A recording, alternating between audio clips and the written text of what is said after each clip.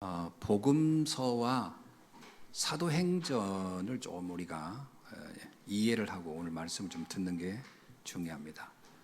복음서는 마태, 마가, 누가, 요한복음을 복음서라고 하죠.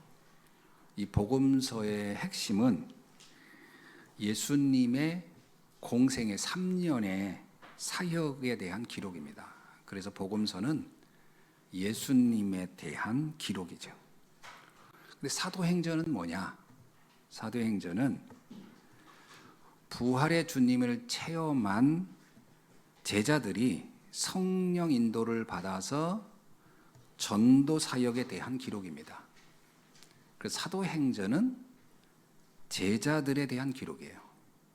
그러니까 복음서는 예수님에 대한 기록이라면 사도행전은 그 예수님을 믿고 예수님의 말씀 따라 순종했던 제자들에 대한 기록입니다. 그래서 우리 성도들은 복음서와 사도행전의 이 관계를 바르게 이해해야 돼요. 그래서 우리는 복음서에서 말씀한 예수만 그리스도구나. 이게 복음서 전체가 말하는 핵심입니다. 예수만 그리스도요. 그 얘기는 예수만 인간의 죄를 해결할 뿐이요. 예수만 사단을 해결할 뿐이요. 예수만 지옥 문제를 해결할 뿐입니다. 자, 이게 사도행전에서 이제 그 예수 그리스도를 믿은 제자들을 통해서 이제 일어난 역사들입니다. 그래서 우리 성도들은 두 가지를 다 정확하게 이해를 해야 돼요. 예수만 우리 인생의 유일한 해답자구나. 그걸 믿어야 돼요. 예수만 우리의 인생의 완벽한 길이고 축복자고 영생을 주시는 분이구나. 이걸 믿는 겁니다. 그리고 그걸 믿었을 때, 그걸 믿고 그 주님의 말씀 따라 살 때 어떤 일들이 일어나느냐 하는 겁니다. 한마디로 말하면요, 세상을 변화시키는 겁니다. 어떻게요? 모든 사람들을 살려내는 일을 하는 게 사도행전에 나오는 제자들의 역할이에요. 그러니까 사도행전에 나오는 제자들은 무슨 군사력을 가지고 무슨 힘을 가지고 사람들을 막 제압한다든지 무슨 사람들을 막 못 살게 군다든지 그러면서 자기들이 막 성공을 한다 이런 이야기가 아닙니다. 제자들은 그 복음을 가지고 고통당하는 이들의 삶을 다 살려주는 일, 이게 사도행전에 나오는 내용입니다. 자, 그러면 우리들이 신앙생활은 어떤 거겠어요? 예수 그리스도를 믿고 그 안에서 내가 내 인생 문제를 답을 얻은 다음에 이 비밀을 가지고 고통당하는 다른 사람들을 살려내는 일을 해야 되는 거예요. 다른 사람을 도와줘야 돼요. 다른 사람을 치유하고 회복시켜주는 일을 하는 거예요. 이게 성도가 가야 할 길입니다. 이게 교회가 가야 할 길이에요. 그래서 이 복음서와 사도행전의 두 내용의 핵심을 잘 알고 있으셔야 됩니다. 그래서 오늘 본문은 바로 이 사도행전에서 나타난 사건 중에 초대교회에 최초로 일어난 순교 사건이에요. 처음 일어난. 그러니까 초대교회에서 가장 충격적인 사건이기도 하고 가장 사도들에게서는 잊을 수 없는 사건이기도 합니다. 자, 근데 이 스데반이 누구냐? 사도가 아닙니다. 평신도예요. 근데 평신도가 사실은 가장 먼저 순교한 사람이에요. 그러니까 사도들보다 먼저 순교한 겁니다. 근데 사도들은 나중에 가서 순교하지만 어떤 의미에서는 사도들에게 영적으로 굉장히 큰 영향을 준 사람이라고 한다면 당연히 예수님이죠. 그러나 이제 그 외에 신앙생활에서 영향을 준 사람이라고 하면 제가 보기에는 스데반이라고 봅니다. 그리고 이 스데반이 나중에 좀 제가 설명을 또 드리겠습니다만 스데반이라는 사람이 가장 큰 영향을 준 사람이 있어요. 그게 누구냐면 전도자 바울입니다. 전도자 바울이라는 사람이 변화되게 된 결정적인 계기점이 사실 스데반의 삶입니다.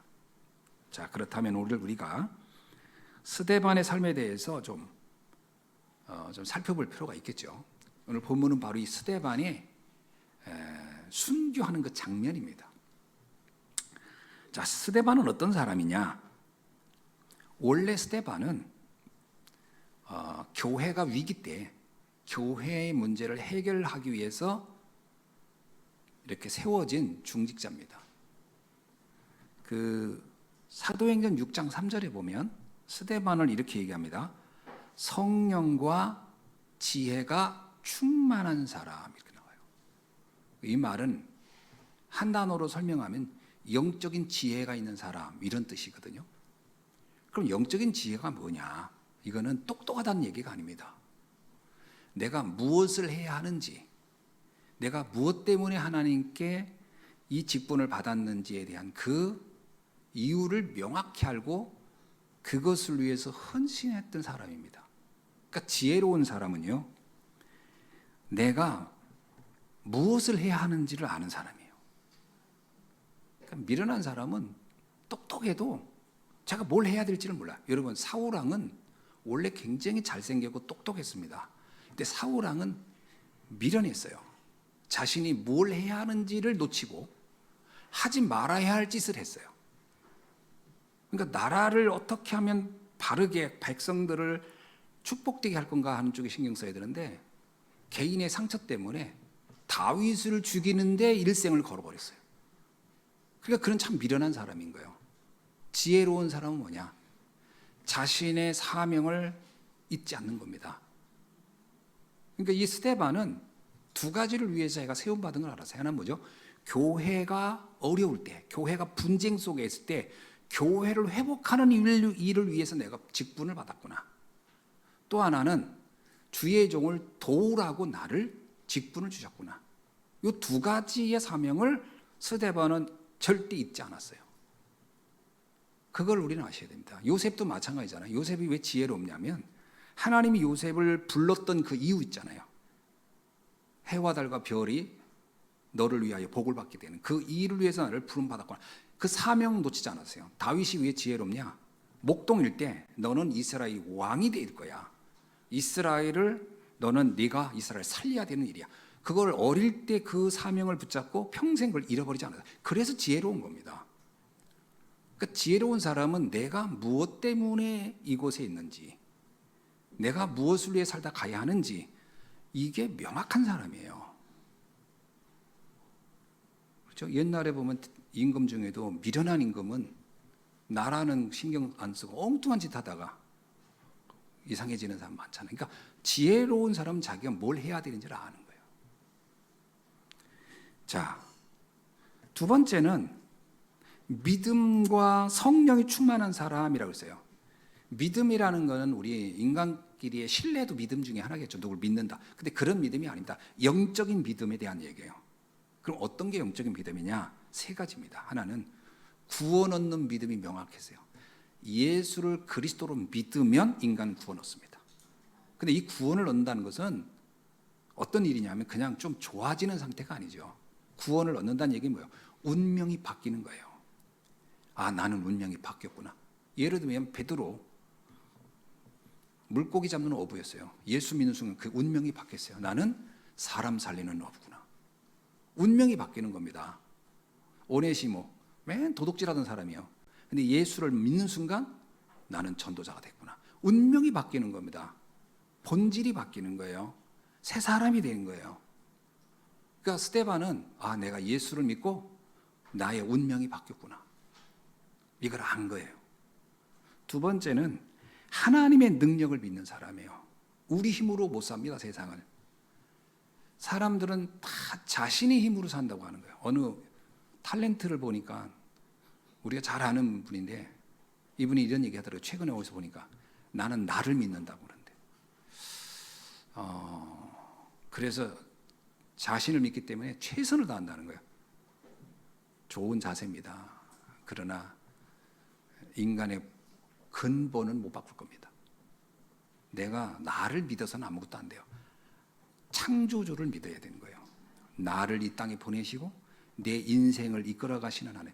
여러분, 생사화복은 하나님 손에 있습니다. 그죠? 우리가 죽고 사는 거 하나님 손에 있어요. 그래서 성경에 이런 얘기했죠. 네가 무엇을 계획할지라도 그것을 이루시는 분은 하나님이시다. 계획이야 우리가 많이 짜지 뭐 이렇게 해도, 그러나 그건 우리 생각인 거예요. 그것을 이루시는 분은 하나님. 그러니까 하나님이 볼 때 필요하다면 이루실 것이고 필요치 않다면 안 하겠죠. 그거를 내가 한다라고 하는 건 굉장히 그거 위험한 겁니다. 하나님이 하는 거예요. 그러니까 항시 우리는 뭘 하려고 열심히 하는 것보다 더 중요한 게 이게 과연 하나님의 뜻이 맞나를 물어보는 게 제일 중요합니다. 이게 정말 하나님 원하시는 걸까? 이 질문은 정말 많이 해야 돼요. 이 질문이 잘 안 되고 무조건 내가 좋다 생각하는 걸 하거든요. 지나고 나면 세월을 낭비했네 이럴 수가 있습니다. 하나님이 원하는가라는 질문을 계속해 봐야 돼요. 그런 의미에서 하나님의 능력을 믿는 믿음. 스데반은 알았어요. 내가 해야 하는 일이 과연 하나님이 원하는 걸까? 그래, 교회 살리고 주의 종을 돕는 게 정말 하나님이 원하는 걸까? 거기에 대한 답이 나온 거죠. 그 믿음을 믿는 겁니다. 하나님이 이건 나에게 주신 미션이구나. 그리고 세 번째가 뭐냐? 말씀을 믿는 믿음입니다. 말씀을 믿어야 돼요. 사람의 말은 참고하면 돼요. 근데 우리는 반대로 해요. 하나님 말씀은 참고하고 사람 말을 믿어요. 그러니까 사람이 무슨 말 하잖아요. 그럼 그게 가슴에 박혀요. 말씀을 들어보면 내가 보통 사람이 아니구나. 이게 나와야 되고 세상 사람이 불쌍하구나. 이게 나와야 되고 나의 미래 무의미한 세월을 낭비하지 말고 가치 있는 걸 하다 가야 되겠고 이게 나와야 끝난다. 스데반은 말씀을 믿는 믿음 이 부분을 거기서 답을 찾아낸 겁니다. 나는 보통 사람이 아니구나. 내가 할 일이 있구나.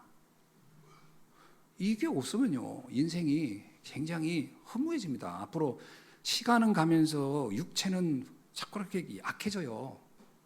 그럼 나는 되게 무감각, 나는 무의미한 사람처럼 보이기 쉽다니까요. 그래서 자꾸 뭐라고 하냐면 그때는 젊었을 땐 철없어가지고 더 가치 없어요. 지금이 훨씬 좋은 겁니다. 어떤 분이 나보고 목사님 한 30대로 갔으면 좋겠죠. 싫어요. 나랬어요. 그때 30대는 나 너무 철이 없어가지고 싫어요. 지금이 좋아요. 전 과거가 좋다고 하는 것은 이미 속는 거예요. 지금이 딱 좋을 때예요. 노래도 있잖아요. 뭐 하기 좋다고요? 사랑하기에 딱 좋은 나이라고 하죠. 그러니까 지금이 딱 좋을 때예요. 자꾸 과거를 놓고 생각하면 안 돼요. 그거 속는 거예요. 그거. 모세는 80에 자기가 뭘 해야 되는지 알았어요. 그게 말씀 속에 찾아내야 돼요. 아멘. 자, 세 번째, 은혜와 권능이 충만했다. 여러분, 은혜가 뭡니까? 하나님이 주신 선물이 은혜거든요. 자, 그럼 내가 선물을 받은 사람이에요. 어떤 은혜를 받았어요? 여러분은 무슨 은혜를 받았습니까? 사람들이 그러거든요. 전 받은 은혜가 없다고. 그럼 그 은혜가 뭔데요? 그러면 대부분이 말을 못해요. 부끄러워가지고. 전 돈도 그렇고 남편 복도 없고. 그게 은혜가 아닙니다. 그럴 것 같으면 저기 좀 삼성그룹이 그러면 최고 은혜를 받았게? 그게 은혜가 아니에요. 은혜는 뭐가 은혜냐? 내가 영원한 생명을 얻은 게 은혜예요. 여러분 옛날에 이병철 씨도 죽음이 임박했을 때 많은 종교 지도자들 불러가지고 내가 죽은 다음에 어떻게 됩니까? 라고 물었대잖아요. 답을 얻지 못하고 이 사람이 방황하다가 원불교로 간 거예요. 여러분 아무리 재물이 많아도 떠날 때는 한 평도 안 되는 관으로 들어가는 겁니다. 인생은 그런 거예요. 영원한 것을 가진 사람이 가장 큰 은혜를 입은 거예요.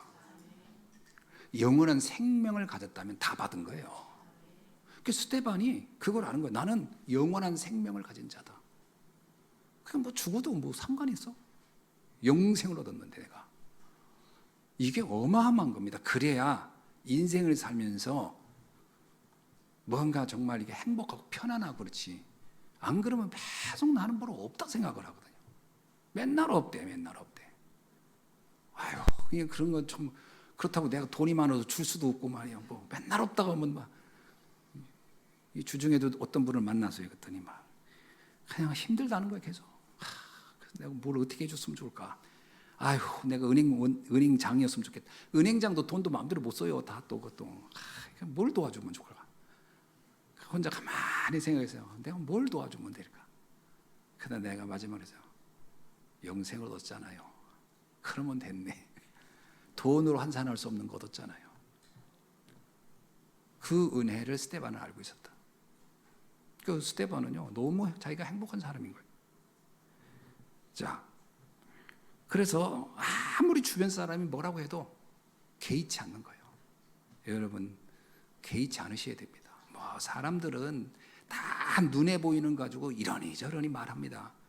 왜? 사람들은 그렇게 말해야 자기 존재가 인정받으니까. 어떤 사람은요, 다른 사람을 막 무시하면서 자기 존재감을 높이려는 사람이 있어요. 정말 세상에 제일 불쌍한 사람이거든요. 그런 사람이 있거든. 속으로 그러세요. 참 딱하구나. 거의 그렇습니다. 사상 사람들은 나 막 무시하고 자기는 뭔가 있는 줄 알고. 여러분, 우리는 남 무시할 것도 없고 남 대단하다 할 것도 없고 내 안에 영원한 생명이 있음을 확인하고 살면 될 줄로 믿습니다. 그러니까 사도행전 7장 60절에 스데반은요, 마지막에 자기가 돌에 맞아 죽는 순간에 무슨 기도를 하죠?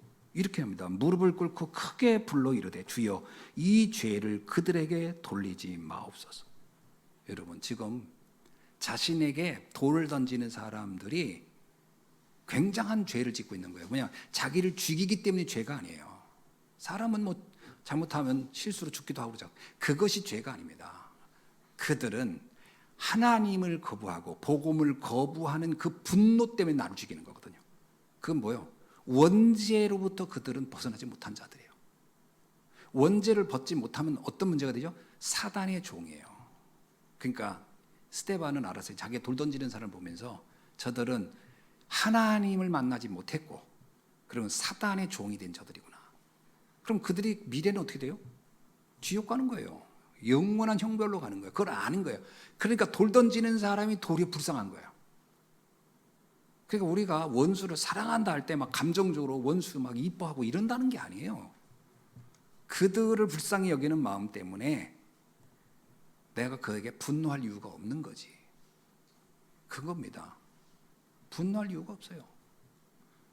여러분, 하나님 떠난 사람의 미래를 우리는 알잖아요. 그 사람을 놓고 분노할 이유가 뭐 있습니까? 사람은 언젠가 다 죽고 언젠가 하나님이 심판 앞에 설 건데 그들이 갈 곳은 정해져 있단 말이에요. 저주받을 겁니다. 영원한 형벌로 갈 거라고. 그러면 살아있는 동안에 그들에게 우리가 해줄 수 있는 건 뭐예요?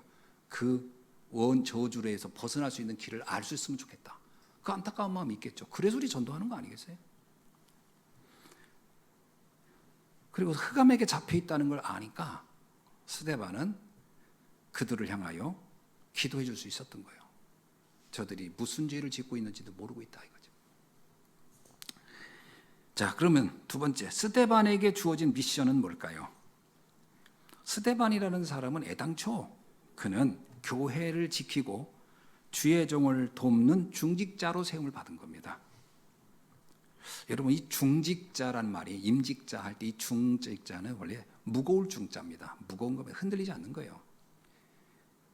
마치 큰 배의 그 닷처럼 딱 흔들리지 않는 겁니다. 그게 중직자거든요. 왜 그 흔들리지 않아야 돼요? 맡겨진 미션이 너무 중요하기 때문에. 스데반은 교회 분쟁을 해결하는 미션을 받았고 주의 종을 도우라는 미션을 받은 거예요. 이 미션을 그는 끝까지 감당했던 겁니다. 그가 그 미션을 감당한 결과 어떤 일이 일어났냐? 제자의 수가 심히 많아지고 제사장의 무리도 복음에 복종하는 사건이 일어나는 일들이 일어난 거예요. 교회는 더욱 든든해졌고 주의 종들은 더욱 마음껏 복음 전할 수 있게 된 거예요. 스데반은 정말 중요한 역할을 한 겁니다. 그래서 스데반은 중직자의 모델로 보기에 딱 좋아요. 우리가 어떤 신앙의 모델을 붙잡아야 돼요? 스데반을 보면 됩니다. 뭐 순교하라는 뜻이 아니에요. 그 중심을 보면 되겠죠. 두 번째, 스데반은 교회를 지키고 주의 종을 돕는 일만 한 게 아니고요. 그는 전도자의 삶을 살았습니다. 이 전도자라는 것은 어떤 특정한 사람만 하는 게 아니에요. 유명한 전도학 교수가 한 말인데, 복음 가진 모든 성도는 전도자요, 복음을 알지 못하는 모든 사람은 전도 대상자다. 그럼 우린 모두 다 전도자예요. 아멘이죠? 그 여러분 다 전도자인 거예요. 스데반은 그 부분이 확실했어요. 나는 전도자다. 그래서 그때 당시에 사실은 예수를 말하기만 해도 잡아갈 때요. 그래서 사도행전 4장 17절에 보면 예수의 이름을 입 밖으로도 내지 말라. 거의 뭐 그냥 협박이죠. 협박. 예수라는 이름도 하지 마. 협박을 받고 있었던데요. 그럼 가만두지 않겠다는 거거든요. 스데반은 거기에 개의치 않았습니다. 왜냐? 나는 전도자인데 내가 할 말이 예수가 그리스도라는 거 외에는 내 다른 말을 뭘 할 게 뭐 있겠어요. 난 이것만 나는 하다 갈 거야. 그래서요, 스데반은 담대하게 핍박을 하든지 협박을 하든지 상관없이 그는 법정에 섰습니다. 예수 그리스도를 증거한다는 이유로. 그래서 법정에 서서 지금 이게 사내들인 공의거든요. 법정에 서서 담대하게 복음을 증거합니다. 근데 증거하는데 어떻게 하느냐? 여기 성경 7장이 스데반의 설교거든요. 스데반의 설교 내용을 전체 보면 딱 하나예요. 성경의 구약에 예언된 사람들의 이야기를 쫙 근거로 대가서 왜 예수가 그리스도인지를 말하는 겁니다. 그리고 너희들은 그 예수를 그리스도로 인정하지 못했기 때문에 너희들이 그를 죽인 거야. 그 얘기하는 거예요. 유대인 너희들이 누구를 죽였냐? 그리스도를 죽였어. 그렇게 니들이 원했던 그리스도, 오기를 사모했던 그리스도를 결국 왔는데 모르고 십자가에 달아 죽이지 않았냐? 그게 너희들이다. 이 영안이 어두운 인간들아. 그게 스데반의 설교였어요. 그러니까 이들이 뭐예요? 분노한 거예요. 우리가 이 그리스도를 죽였다고? 이무식 가만 놔봐. 그래서 야, 안 되겠다. 저건 재판도 필요 없다. 돌 던져 죽여. 그래서 돌 맞아 죽은 거거든요. 그러니까 유대인들의 가장 아픈 곳을 찔러버린 거예요. 복음을 전하는데 뭐 타협하거나 뭐 비유 맞추거나 이러지 않았습니다. 담대하게 예수는 그리스도다. 그래서 복음 전할 때 담대하셔야 됩니다. 그냥 만나면 이렇게 하세요. 당신의 운명은 그리스도 아니면 안 됩니다. 전해버려야 돼요. 그래서 움찔하는 사람이 있어요. 그런 말 듣고 그래? 오직 그리스도를 만나야 당신 인생은 바뀌어. 담대해야 됩니다. 여러분, 복음 없는 삶은 사실 재앙이에요. 아무리 성공한 것 같아도. 그러니까 우리가 자꾸 현장을 보고 속으면 안 돼요. 돈 많은 사람 보면 그 사람 무지하게 행복할 것 같잖아요. 성공한 사람 보면 무지하게 행복할 것 같잖아요. 아닙니다. 여러분, 우리나라 대통령 했던 사람들 말로를 다 알잖아요. 대부분이 교도 사무실 갔다 오더라고. 그거 참 뭘 그 길을 좋다고 가는지 모르겠어요. 국회의원 된 사람도 보세요. 맨날 서로 원수재 가지고 싸워. 야, 진짜. 그래서 국회의원 하다 그만둔 사람들, 나이 들은 분들 봤어요, 없죠? 난 인자한 사람 한 명도 못 봤어요. 얼굴이 거의 다 막 그냥 찌그러져 가지고 인생을 참 험악하게 살았구나. 행복한 게 아닙니다, 그거. 착각하지 마세요. 불신자를 볼 때마다 복음 없는 삶은 저주다. 담대하게 그걸 우리 알고 전해주는 겁니다. 생명의 길을 알려주는 거예요. 결국 스데반은 이 복음을 전하다가 순교자가 됩니다. 순교는요, 참 옛날에 우리 신학교 다닐 때 그런 질문했어요. 교수님한테. 교수님, 순교 그거 아무나 할 수 없을 것 같아요. 막 질문하고. 그때 순교한 사람들은 어땠을까요? 그리고 질문도 하고 그랬거든요. 그랬더니 그 교수님 뭐라는 줄 알아? 내가 그때 살아보지 않아서 모르겠다. 그때 살아보지 않아서 모르겠다. 그래. 그 상황이 안 돼서 모르겠다. 뭐 맞는 얘기죠. 순교는요, 죽음이 두렵지 않은 사람이 죽는 게 아닙니다. 여러분, 세상에 죽음이 두렵지 않은 사람이 누가 있어요? 죽음은 다 두려운 겁니다. 근데 그러면 누가 순교하냐? 죽음보다 더 가치 있는 것을 아는 사람이 순교해요. 여러분, 부모가 자녀가 위태로우면 어떤 부모는 자녀를 위해서 자기가 분명히 자기가 들어가면 죽을 것 같은데도 불 속에 들어가 자녀를 꺼내고 보이 죽는 경우도 있어요. 왜 그렇게 하죠? 자기 생명이 귀하다는 걸 몰라서 그러나요? 아니에요. 자기 생명보다 자녀가 더 귀하다고 봤기 때문에 하는 거예요. 그런 겁니다. 더 가치 있는 걸 볼 때 덜 가치 있는 것을 포기할 수 있는 거예요, 사람은. 그 스데반이 순교는 어디에 둔 거냐? 복음의 가치를 자기의 생명보다 더 귀하게 본 겁니다. 그런 거예요. 옛날에 국가를 위해서 죽은 사람들이, 독립군들, 이런 사람들, 그 사람들이 어떻게 저럴 수 있을까? 저 사람들은 목숨이 10개인가? 그게 아닙니다. 그들은 국가의 가치가 자신의 생명보다 귀하다고 여겼기 때문에 가능했던 거예요. 더 가치 있는 걸 보면 가능한 겁니다. 목숨이 아깝지 않아서가 아니에요. 스데반은 복음의 가치를 자신의 목숨보다 더 가치 있다고 봤다는 거예요. 그게 굉장히 중요합니다. 뭘 가치 있게 보냐, 어디에 우리는 가치를 보냐. 그래서 유명한 프랑스의 철학자가 이런 말을 했어요. 생명을 걸 만한 가치를 발견한 사람은 행복하다. 그렇죠? 여러분 생각해 보세요. 내가 생명을 바칠 만한 가치 있는 걸 발견한 사람은 정말 행복한 사람입니다. 거의 사람들이 그걸 못 발견하다 살다 가잖아요. 뭐 거의 이제 동양의 유교에서는 이제 그 자녀에 대해 생명을 거의 걸다시피, 그거는 우리의 유교적인 오랜 전통이니까 그 얘기를 자꾸 하지만 실상은요, 영원한 것을 발견할 수 있어야 되는 거죠. 스데반은 바로 복음에서 그걸 발견했다. 이 스데반의 이 모습을 가장 인상적으로 본 사람이 누구냐? 이 스데반의 죽음을 성경에 보면 이렇게 나오거든요. 7장 58절 한번 볼게요. 성 밖으로 내치고 돌을 칠새에 증인들이 옷을 벗어 사울이라 하는 청년의 발 앞에 두니라. 이게 굉장히 중요한 말이에요. 유대인들은요, 즉결 심판을 할 때 너는 죽어 마땅한 사람이야 라고 결정을 내면 돌을 던지는 사람은 집행자고, 이 돌 던진 사람이 합당하게 이 사람에게 돌을 던졌다고 하는 것을 증명해 줄 사람이 하나가 있어야 돼요. 그러니까 증인이 한 명이 있어야 이 사람이 돌 던질 때 자기 자신 있게 던지는 거예요. 증인이 없는데 던지면 이건 살인이에요, 그냥. 그러니까 이때 당시는 어떻게 했냐면, 증인을, 돌을 던지는 집행자가 자기가 겉옷을 벗어서 자기가 던지는 것을 동의할 만한 사람한테 옷을 주는 겁니다. 네가 증인이 되어줘. 자기의 옷을 받았다는 건 그 사람이 사람들 사이에선 안무개가 옷을 받았어요 하면 그 사람은 법적인 증인이 되는 거예요. 그 옷이 우리나라처럼 지금처럼 흔할 때가 아니고 옷이 굉장히 귀할 때이기 때문에 옷을 준다는 것은 지금 내가 너를 그만큼 믿는다, 이런 얘기거든요. 사울이라는 사람한테 이 돌을 던지는 집행자가 옷을 맡긴 겁니다.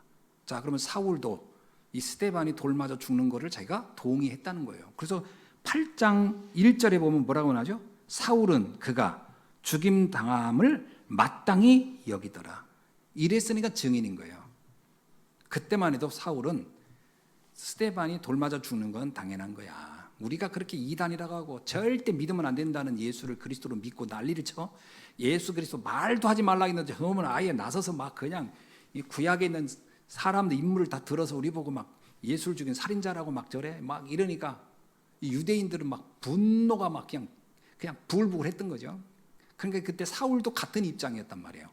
그런데 재미있는 건 뭐냐, 그렇게 해서 죽어가는 사울을 보니 사울의 표정이 어땠느냐, 여기 나옵니다. 여기 보니까 사울이 죽을 때, 아니 이 스데반이 죽을 때 자기에게 돌 던지는 사람들을 용서해 주잖아요. 이것도 이 바울이 보기에는, 이 사울일 때죠, 이름이, 너무 충격적인 거예요. 아니 저렇게 생각할 수 있어? 이건 자기가 지금까지 한 번도 보지 못한 반응이란 말이에요. 그리고 어떻게 했어요?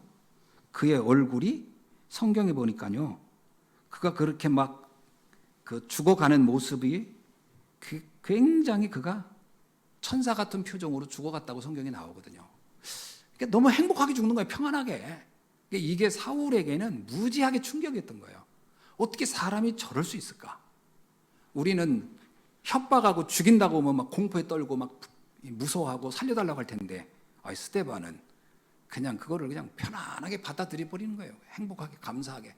그래, 내가 오늘 순교하는 날이 됐구나, 드디어 감사합니다. 그러고 죽어요.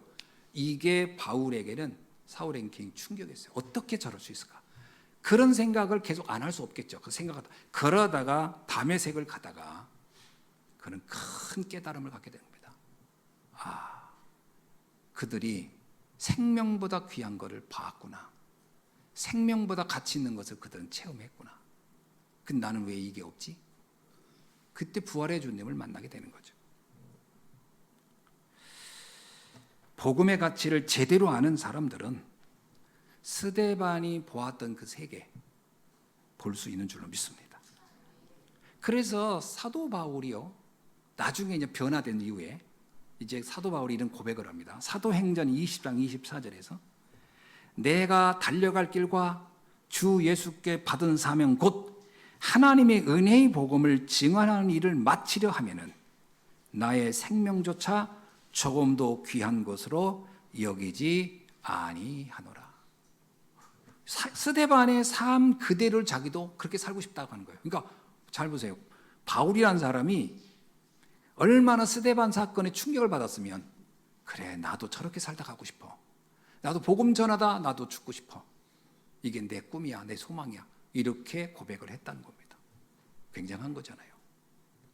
이게 사도 바울 한 사람에게만 이 영향을 줬을까요? 전 그렇게 보지 않습니다. 초대교회 모든 사도들과 제자들에게 또 중직자들에게 이 스데반의 삶은 굉장한 영향을 줬던 거예요. 그래서 초대교회가 어떤 핍박이 와도 무너지지 않았던 그 배경에는 바로 이런 스데반의 신앙 고백이 큰 영향을 줬다는 것을 알 수가 있는 거죠. 자, 그래서 우리는 좀 생각해 봐요. 이제 스데반을 절대 제자라고 저는 설명합니다. 스데반을 볼 때, 야, 이 사람은 그냥 제자가 아니라 절대 제자구나. 그렇다면 절대 제자가 과연 가지고 있는 특징이 뭘까 생각해 본 거예요. 세 가지로 봤어요. 첫째, 절대 제자는 이유가 다르다는 거예요. 자, 이 말이 무슨 말이냐면 예수님을 믿는데 사람들마다 다 이유가 있었어요. 그때 당시에도. 뭐 오늘날도 비슷할 겁니다. 마태복음 16장 14절에 보면 세례 요한처럼 여긴 사람, 엘리야처럼 여긴 사람, 에레미야처럼 여긴 사람, 선지자 중에 하나처럼 여긴 사람, 이 사람들이 이렇게 여긴 거는 이유가 있는 거예요. 나도 세례 요한 같은 기대, 엘리야 같은 기대, 에레미야 같은 기대, 선지자 하나 같은 기대를 했다는 거잖아요. 자기 이유가 있었던 거예요. 동기가 있었던 거예요. 그러면 이 동기가 안 채워지면 어떻게 될까요? 그래서 무너지는 겁니다. 그 동기가 안 채워지니까. 대표적인 가룟 유다예요. 가룟 유다가 예수님을 3년을 따라다녔는데 동기가 안 바뀌었어. 그래서 신앙생활을요 시작한 분들은 처음에 올 땐 동기 가지고 옵니다. 예를 들면 내가 몸이 아파? 예수 믿고 아픔을 좀 치유받아야지. 그 동기 있을 수 있어요. 또 내가 막 너무 가난해? 예수 믿고 가난 문제 해결해야지. 그 동기 있을 수 있어요. 그 동기가 있으니까 신앙생활의 시작점은 될 겁니다. 그러나 진짜 복음을 알면 그 동기가 바뀌어져야 돼요. 아, 복음으로 충분하다. 복음으로 난 만족한다. 이게 동기가 바뀌어져야 돼요. 이 동기가 안 바뀌면 어떻게 되냐?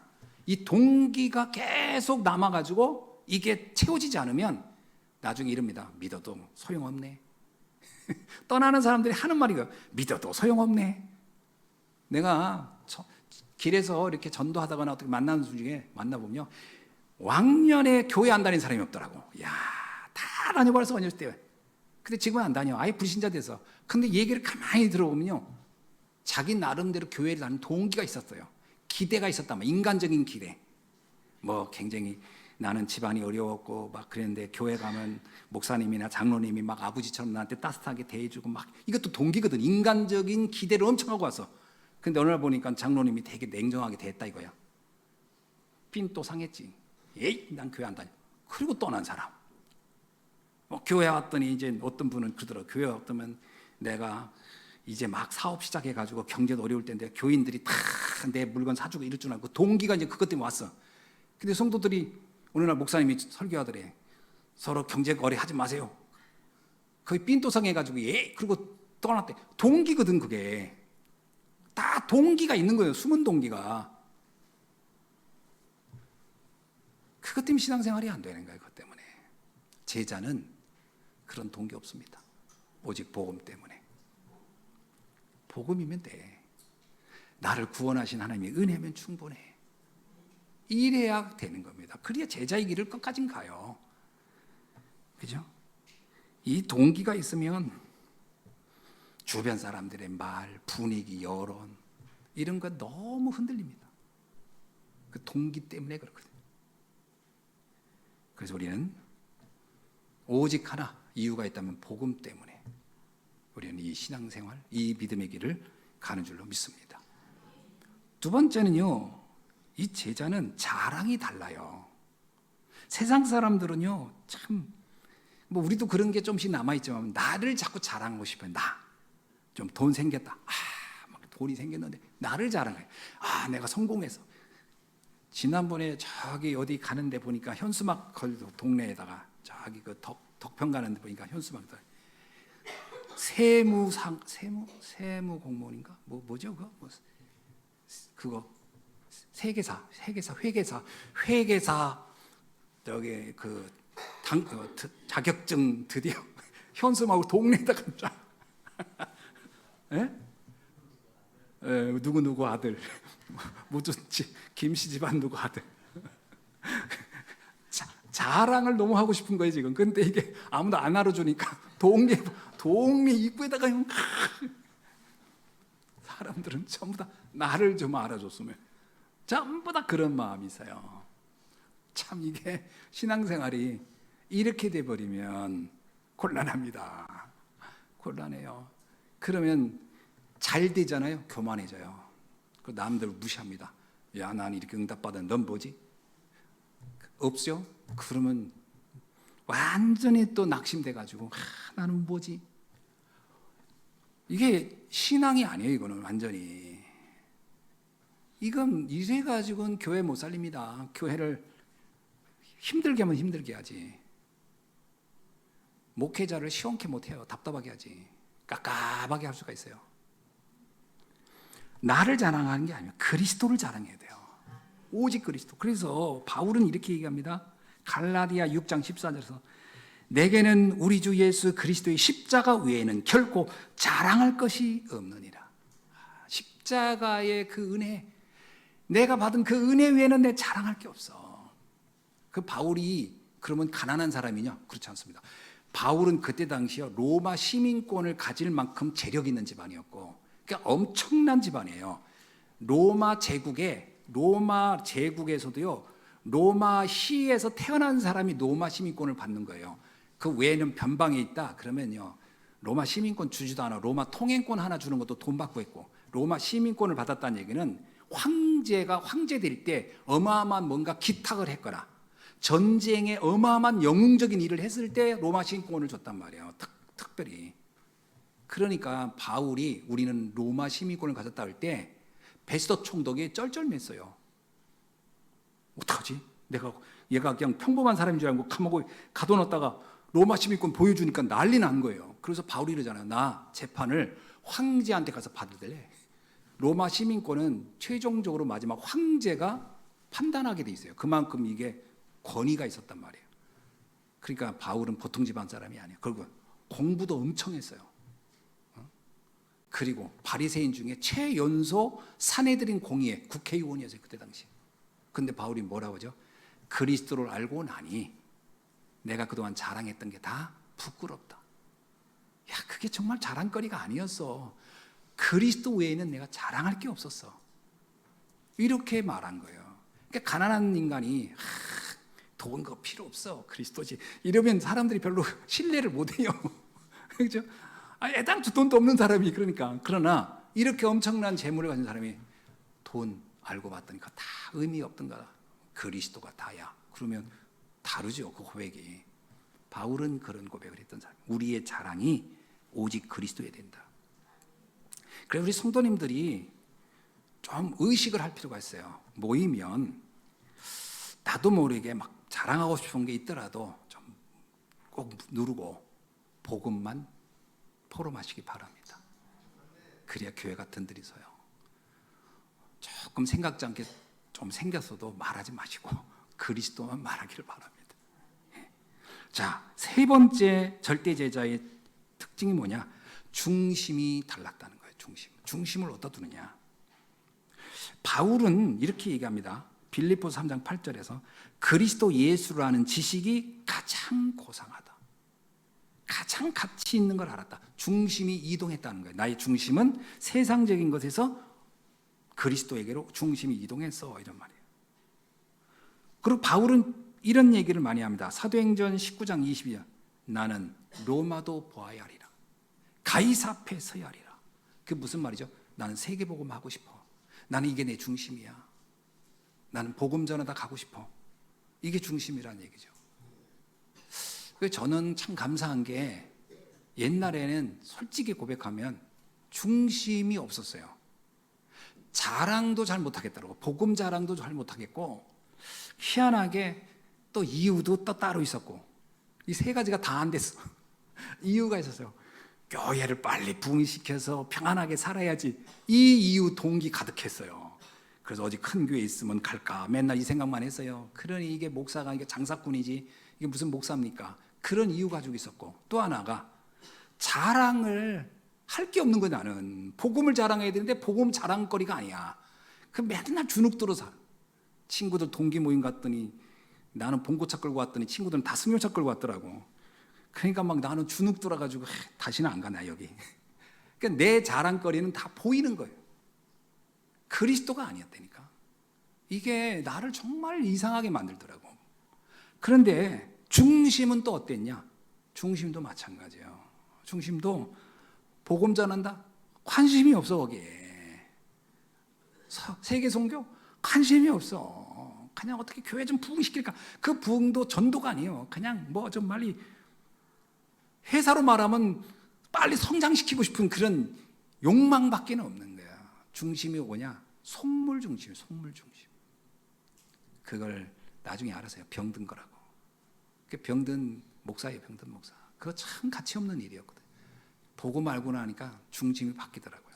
아, 복음 전해야 되겠다. 세계 복음 알고 싶다. 이게 내 중심 속에서 딱 들어오더라고요.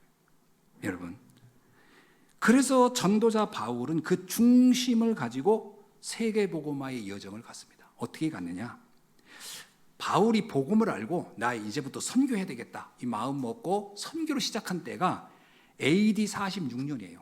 AD 46년에 시작한 겁니다. 복음. 그러니까 예수님이 순교하고, 예수님이 죽으시고 부활하고 떠난 게 공생애가 3년이니까 그러고 나서 예수님이 삶이 33년 살다 갔잖아요. 그러니까 거의 한 10몇 년 후에 이제 바울이 전도 시작을 한 거예요. 사실 복음을 듣고.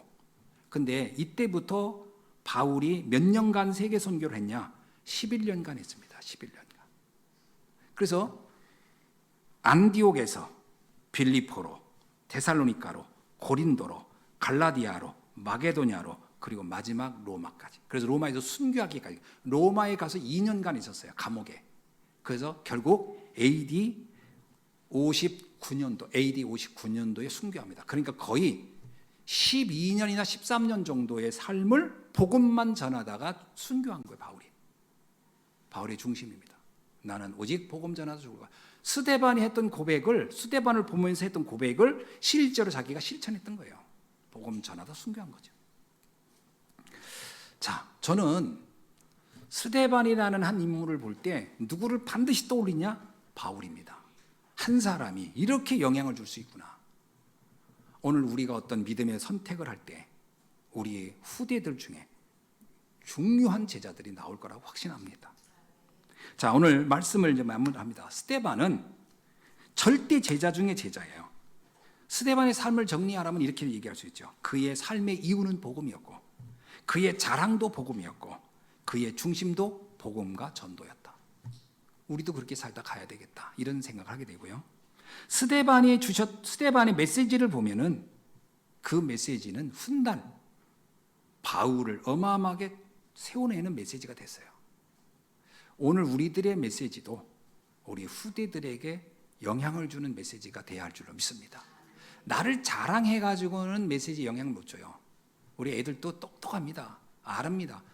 아, 저분이 자기 얘기를 하는구나. 자기 자랑만 하는 거야. 영향 못 줍니다. 아, 저분이 정말 그리스도의 사람이구나. 오직 그리스도를 말하는 거야. 그러면 아이들은 영향을 받습니다. 그러면 위대한 제자들이 나올 줄로 믿습니다. 자, 스데반이 가졌던 세 가지 절대망대를 다시 한번 정리하면서 오늘 말씀을 맺습니다. 첫째는 뭐냐? 오직 말씀이에요. 스데반은 자기 이야기를 안 해요. 사도행전 7장 읽어보세요. 자기 이야기를 안 해요. 오직 말씀에 있는 말씀만 전합니다. 우리는 언제나 복음 중심, 말씀 중심으로 전해줘야 돼요. 두 번째, 오직 그리스도요. 왜냐? 그리스도만이 우리의 유일한 구원자이기 때문에. 그리고 나서 오직 예수예요. 이 땅에는 수많은 예수를 말합니다. 누가 예수고 누가. 저는 예수만 그리스도예요. 예수만 그리스도. 예수 외에 다른 그리스도를 말하는 건 다 적그리스도예요. 오직 예수만 그리스도다. 이것이 스데반이 가졌던 믿음의 고백이었다. 그렇다면 오늘 우리도 이 믿음의 고백을 가지고 세상을 살리는 일. 스데반의 사역은 결국 초대교회 전체를 뒤집었고 나가서 세계를 바꾸는 역사를 이루는 그 출발점이 됐다고 저는 확신합니다. 오늘 우리가 설사 어마어마한 일을 하지 않아도 우리가 복음에 서서 복음을 전한다면 그 영향력은 대단할 것이다라고 확신합니다. 오늘 이 축복의 여정을 가는 여러분 되기를 주님의 이름으로 축원합니다. 기도하겠습니다. 하나님 감사합니다. 오늘 절대 제자의 모델로 우리는 스데반의 삶을 살펴봤습니다. 하나님, 오늘 스데반을 통하여 우리들이 정말 올바른 믿음의 길을 걷고 우리 후대들에게 깊은 영향을 미치는 참된 전도자의 길을 걷다 갈 수 있도록 축복해 주옵소서. 주 예수 그리스도의 이름으로 기도하옵나이다. 아멘.